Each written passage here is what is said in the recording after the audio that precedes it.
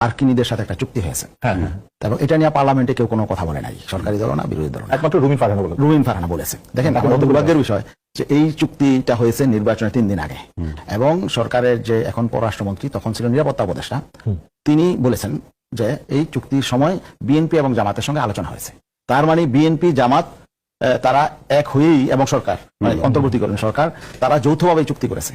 এখন যেই ব্যাপারে সরকারি দল বিরোধী দল এক হয়ে এই কাজ করে, তখন পার্লামেন্টে তারা কথা বলবে কেন? এই চুক্তি অবশ্যই আমাদের রাষ্ট্রবিরোধী এবং আমাদের ভয়ঙ্কর চুক্তি। আপনারা ইসলামিক আন্দোলনকে এটা নিয়ে আমরা তখনও প্রতিবাদ করি, চুক্তির সময় করেছি, এখনো করছি, এখন আমরা প্রতিবাদ করছি। দেখেন এখানে আমাদের রাষ্ট্রের জন্য বাধ্যবাধকতা হলো 130টা, আর মার্কিন যুক্তরাষ্ট্রের জন্য 6টা। কত ভয়ঙ্কর বিষয় যে আমরা ইচ্ছা করলে প্রণোদনা রাষ্ট্র দিতে পারবে না, মানে কোনো ভর্তুকি দিতে পারবে না তাদের অনুমতি ছাড়া। এরকম আরো অসংখ্য বিষয় আছে। কাদের সাথে আমরা চুক্তি করব সেটাও তাদের সাজেশন করতে হবে। তা এখন আমাদের এই রাষ্ট্রের স্বাধীনতা সবকিছু থাকে কোথায়? স্বাধীনতা মানে এটা মানে হুমকি হলো। এখন এইটা খুব গুরুত্বপূর্ণ হয়ে উঠবে নাকি জুলাই সনদ? এখন জুলাই সনদের ব্যাপারেও এখন যেটা হচ্ছে যে আপনি বললেন যে কি বলে আন্দোলন নিয়ে মাঠে আসছে। জুলাই সনদে যেহেতু আমরা স্বাক্ষর করেছি কেন? যাতে রাষ্ট্রের কিছু পরিবর্তন হয়, সরকার যাতে জবাবদিহিতামূলক রাষ্ট্র চালায়।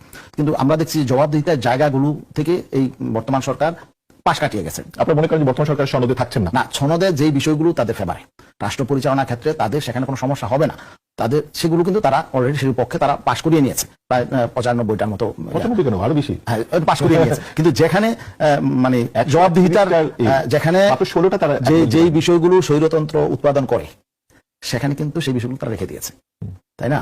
তারা দেখেন কি করেছেন, এই যে বিচার বিভাগের আলাদা সচিবালয় হওয়ার এখানে যা ছিল বিধান ছিল সেটা তারা তারপরে আন্দোলনে যাবেন না। তারপরে আরো যে বিষয়টা যে দুদক সংস্কার আইন সেটাও তারা কিন্তু পাশ করে নাই, পুলিশ সংস্কার আইন তারা পাশ করে, মানবাধিকার আইন তারা পাশ করে নাই।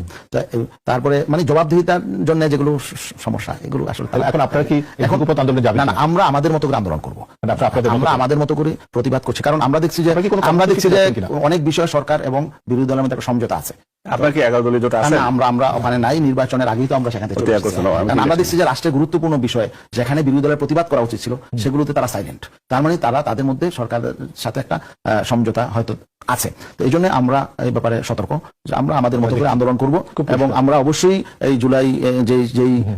জুলাই বিপ্লব হয়েছে বা অভ্যুত্থান যেটাই বলেন যে আকাঙ্ক্ষা নিয়ে সেটা হয়েছে, সে আকাঙ্ক্ষা যদি বাস্তবায়ন না হয় তাহলে তো দেখা যাবে আবার সেই স্বৈরতন্ত্র প্রতিষ্ঠা হবে, কর্তৃত্ববাদী শাসন প্রতিষ্ঠা হবে।